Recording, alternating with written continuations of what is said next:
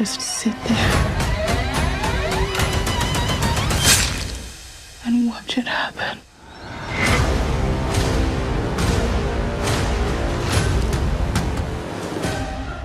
Infinity Pool is a 2022 sci-fi horror movie written and directed by Brandon Cronenberg. It stars Alexander Skarsgård, Mia Goth, and Cleopatra Coleman. Guided by a mysterious, seductive woman, a couple on vacation venture outside the resort grounds and find themselves in a culture filled with violence, hedonism, and untold horror.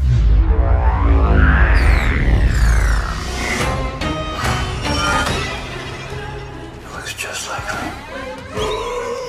So I just got back from checking out Infinity Pool, and off the jump, I gotta say, I really enjoyed this movie. It's a beautifully shot, well written, just absolutely gorgeous movie, but it is definitely not gonna be for everyone.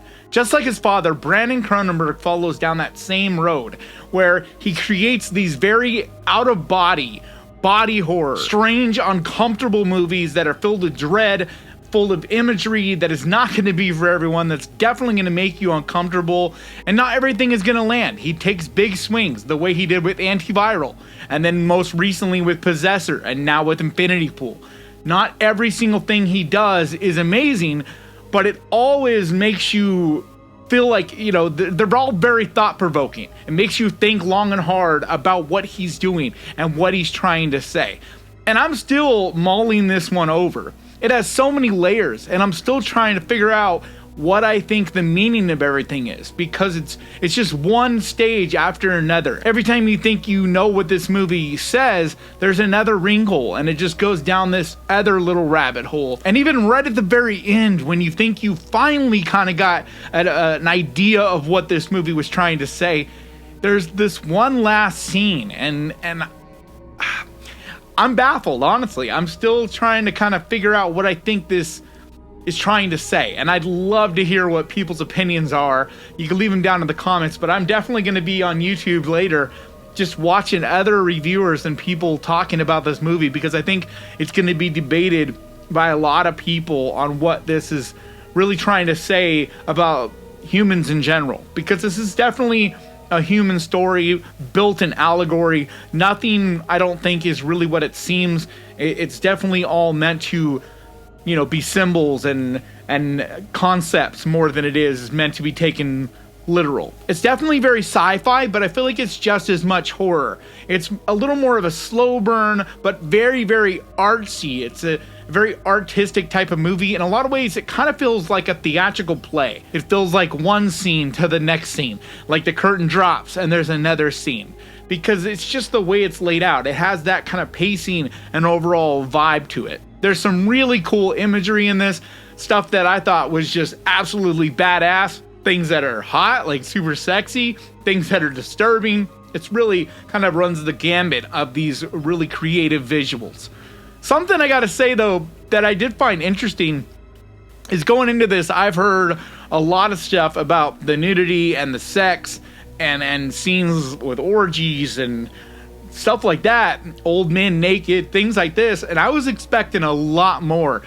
Like, I don't know what's going on. Are you guys a bunch of prudes out there? Have any of you not ever seen porn? I mean, this is nothing. This is like what you kind of see in a lot of movies now. I mean, I honestly feel like Game of Thrones was crazier at times. Like, I don't know, man. Maybe I watch stuff you guys don't, but I watch a lot of horror movies, and there isn't anything really, as far as sex and nudity, that was that over the top to me. I do know that there's an NC-17 version of it where there definitely is supposed to be ramped up quite a bit, but I know Possessor had some really hardcore sex stuff in it in the unrated version, but the R-rated version was, you know, somewhat tamer from that, so I'm sure this does jump up. But as far as what everybody's seeing that's in theaters right now, I'm hearing a lot of people that are, you know, like, there's this crazy, like, people being bothered in some way, I guess, by scenes, and I don't get it, but, you know, to each is their own. Just nothing felt offensive or bothering to me at all as far as the sex and nudity. As far as gore, there is some pretty savage gore, nothing that's too insane, Not to the same level as Possessor, because Possessor got absolutely violent and super gory in some scenes.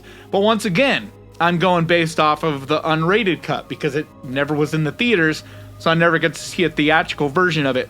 But at least from the uncut version, it was definitely up from what this is at. So maybe the NC-17 version, the uncut version, whatever, the more hardcore version of this that'll come out when it comes out on Blu-ray, maybe the violence and gore is stepped up another notch. But that being said, it still has plenty of violence, plenty of gore, and whatnot. But I feel like the main thing about this movie is how uncomfortable it is, how just this feeling of dread and kind of taking you out of your element, making you feel disoriented all the time. There's some really cool visuals, hypnotic kind of things that almost feel like an acid trip. There's this weird drug that they take, and when they're on it, it just has this really strange way, because it's really trying to cause you as the observer, as well as the characters in the movie, to be disoriented and not understand or know what's up and what's down kind of thing. You know, what's really happening and what is part of this fantasy.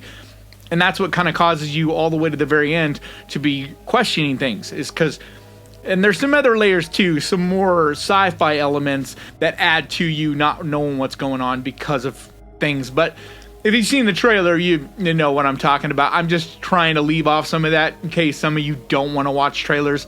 I get that. So I try to be as spoiler-free as I can with these reviews. The acting is outstanding in this. Everyone plays these really interesting, unique characters. Mia Goth is absolutely fantastic in this. I am quickly becoming just a huge fan of hers because it's one role after another, and each one just seems to be continuing just down this road of just these beautifully put together characters.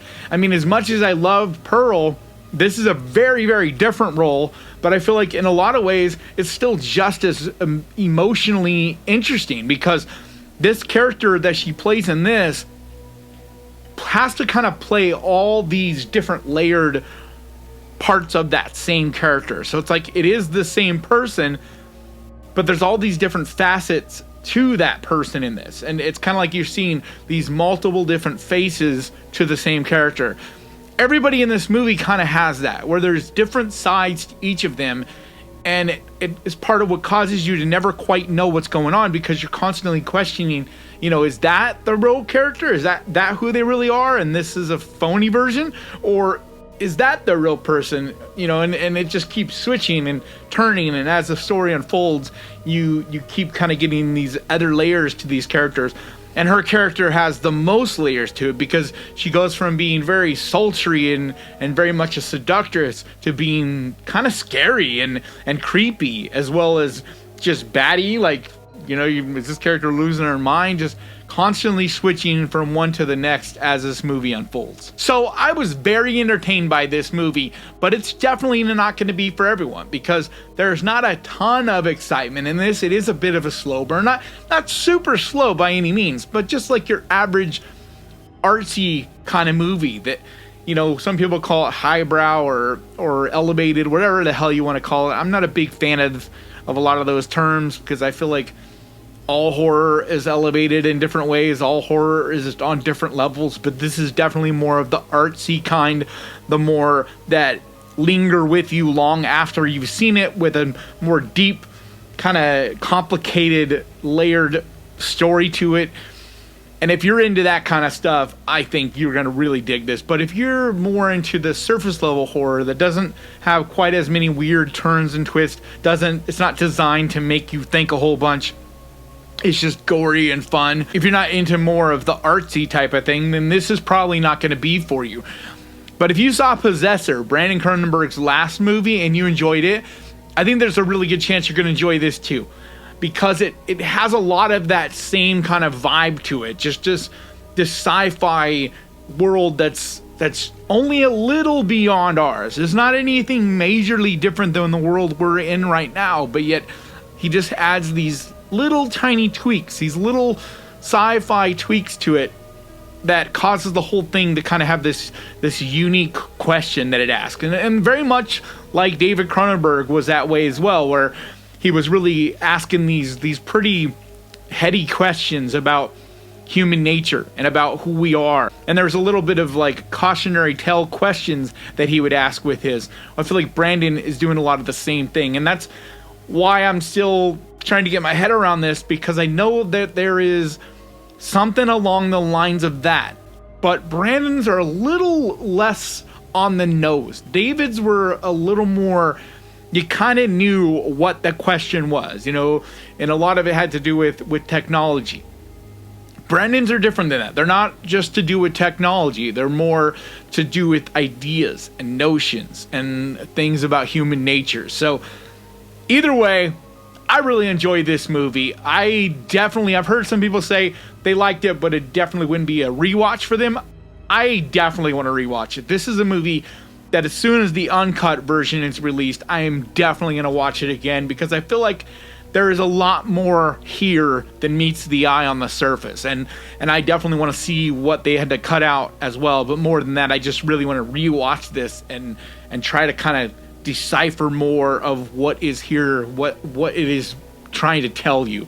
But I definitely recommend you getting out to a theater and checking this out if you're into artistic slow burn type of horror. And don't get me wrong, it is not extremely slow burn. It's more like Possessor. When I say slow burn though, it's just a little more dialogue than it is action. So it's like, if this is the pendulum, if this is action on this side and this is dialogue on this side, it's a touch more to the dialogue than it would be to the action. But it still has action, it still has exciting elements and all of that. It's just a little more into the concept horror, the dialogue horror, the artsy horror than it is into the action, exciting, violence type of horror. But that's going to do it for me today. I want to give a huge, massive, enormous thank you to the Ghost Pirate Army over on Patreon, because you guys, your support means so much to me. And if you would like to find out how you can help support this channel and become a part of the army, there's a link down in the description.